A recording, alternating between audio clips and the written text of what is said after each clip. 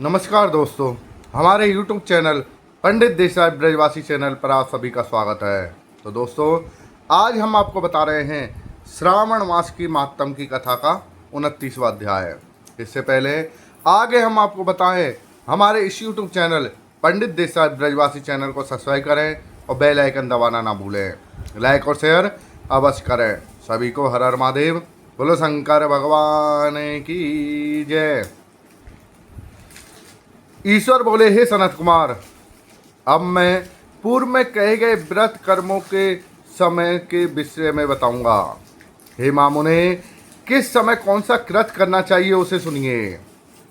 किस समय कौन सा कृत करना चाहिए उसे सुनिए। श्रावण मास में कौन सी तिथि किस विधित काल में ग्रहण की योग्य है और उस तिथि में पूजा जागरण आदि से संबंधित मुख्य समय क्या है।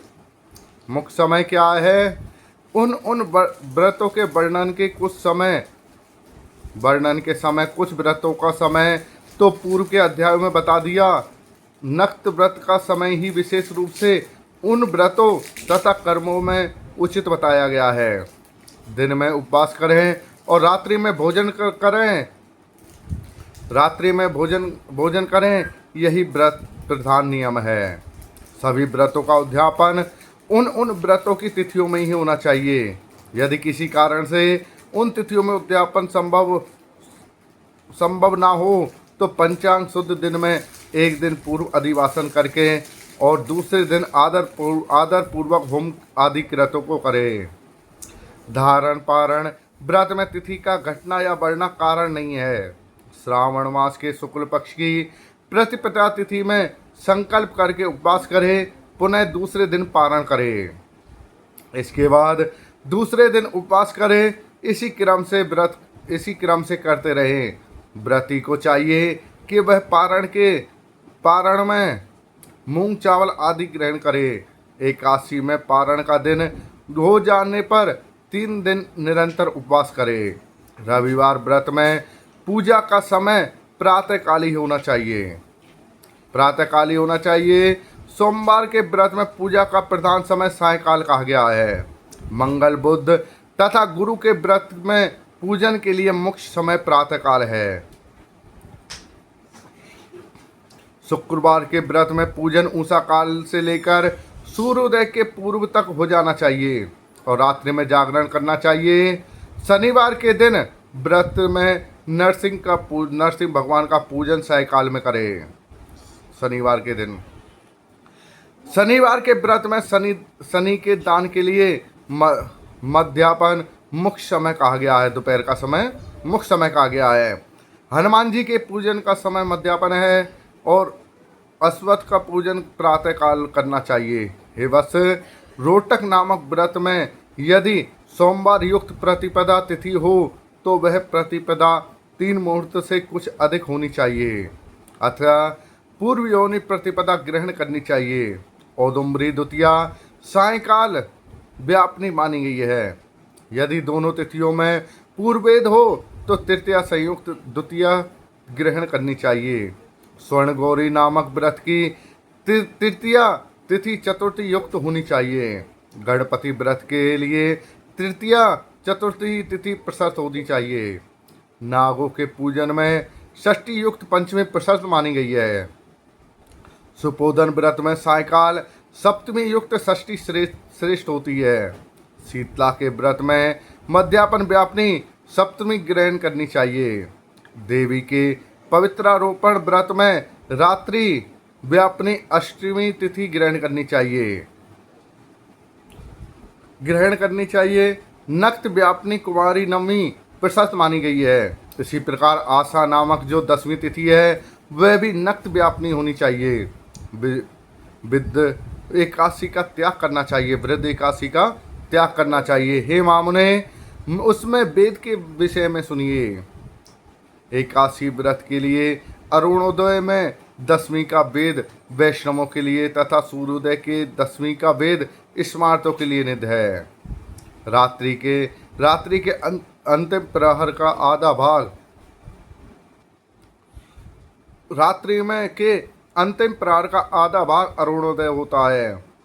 इसी रीति से जो द्वासी हो वह पवित्र आरोपण में ग्रह है।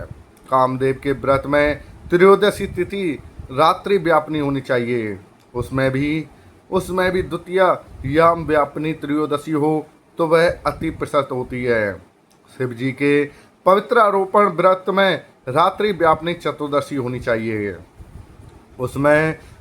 इसमें भी जो चतुर्दशी अर्धरात्रि व्यापनी होती है वह अति श्रेष्ठ होती है। उपाकर्म तथा उत्सर्जन कृत के लिए पूर्णिमा तिथि अथवा श्रवण नक्षत्र होने चाहिए। यदि दूसरे 3 मुहूर्त तक पूर्णिमा हो तो दूसरा दिन ग्रहण करना चाहिए। अन्यथा तैरितीय शाखा वालों को तथा ऋग्वेदियों को पूर्व दिन ही करना चाहिए। तैरितीय यजुर्वेदियों को 3 मुहूर्त प्रत्येक दूसरे दिन पूर्णिमा में श्रावण नक्षत्र हो तब भी पूर्व दिन दोनों कृत करने चाहिए।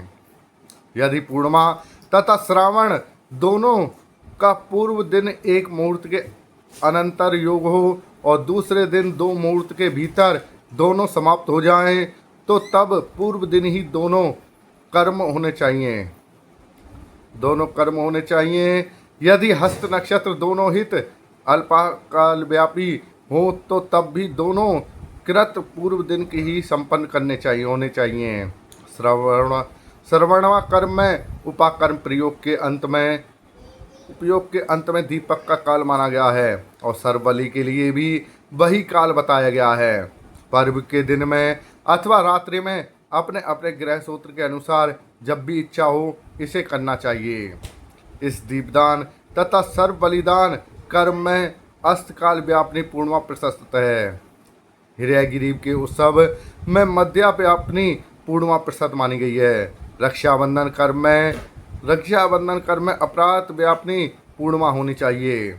इसी प्रकार संकट चतुर्थी चंद्रोदय व्यापनी होनी चाहिए। यदि चंद्रोदय व्यापनी चतुर्थी दोनों दिनों में हो तो अथवा दोनों दिनों में ना हो तो भी चतुर्थी व्रत पूर्व दिन में ही करना चाहिए, क्योंकि तृतीया में चतुर्थी महान पुण्य फल देने वाली होती है। अतः हे वर्ष व्रतियों को चाहिए कि गणेश जी को प्रसन्न करने वाले इस व्रत को करें। गणेश चतुर्थी, गौरी चतुर्थी अथवा बहुला चतुर्थी, इन चतुर्थियों के अतिरिक्त अन्य सभी चतुर्थियों के पूजन के लिए पंचमी विद्या कही गई है। किसी जन्माष्टमी तिथि निषिद्ध व्यापनी ग्रहण करनी चाहिए। निर्णय के सर्वत तिथि 6 प्रकार की मानी गई हैं। दोनों दिन पूर्ण व्याप्ति, दोनों दिन केवल अव्याप्ति अंश के से, दोनों दिन समव्याप्ति अंश से, दोनों दिन विषम व्याप्ति और पूर्व दिन संपूर्ण व्याप्ति और दूसरे दिन केवल आंशिक व्याप्ति। पूर्व दिन आंशिक व्याप्ति और दूसरे दिन अव्याप्ति इन पक्षों में 3 पक्षों में जिस प्रकार संदेह नहीं है उसे अब सुनिए। विषम व्याप्ति में अंश व्याप्ति से अधिक व्याप्ति उत्तम होती है। एक दिन तिथि पूर्णा है और तथा वही तिथि दूसरे दिन अपूर्णा कही गई जाती है। अव्याप्ति तथा अंश व्याप्ति, इनमें अंश व्याप्ति उत्तम होती है और जब अंश व्याप्ति पूर्ण हो तब अंश से सम हो वह संदेह होता है और उसके निर्णय में भेद होता है। कहीं युग्म वाक्य से वार तथा नक्षत्र के योग से, कहीं प्रधानदेय योग से और कहीं पारणा योग से। जन्माष्टमी व्रत में संदेह होने पर 3 पक्षों में गुरा होती है। यदि अष्टमी 3 प्रहर के भीतर ही समाप्त हुई हो तो अष्टमी के अंत में पारण हो जाना चाहिए और उसके बाद यदि अष्टमी उषा काल में समाप्त हो तो पारण उसी समय करना चाहिए।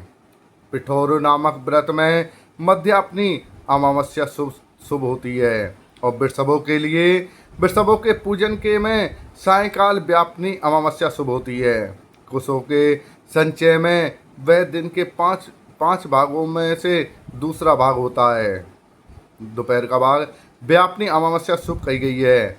सूर्य के कर के संक्रमण से में 30 घड़ी पूर्व का काल पूर्णमय मानते हैं। अगस्त के अर्क का काल तो व्रत वर्णन मैंने ही कह दिया था, पहले ही कह दिया था। हे वश, मैंने आपसे यह कर्मों के काल का निर्णय कह दिया। जो मनुष्य इस अध्याय को सुनता है अथवा इसका पाठ करता है वह श्रावण मास में किए गए सभी व्रतों का फल प्राप्त करता है। इसी प्रकार श्री स्कंद पुराण के अंतर्गत ईश्वर सनत कुमार संवाद में श्रावण मातम नामक 29वां अध्याय पूर्ण हुआ। बोलो शंकर भगवान की जय। सभी को राधे राधे, जय श्री कृष्णा। इसी प्रकार से हमने आपको पूरे श्रावण मास के कथा का वर्णन कराया है।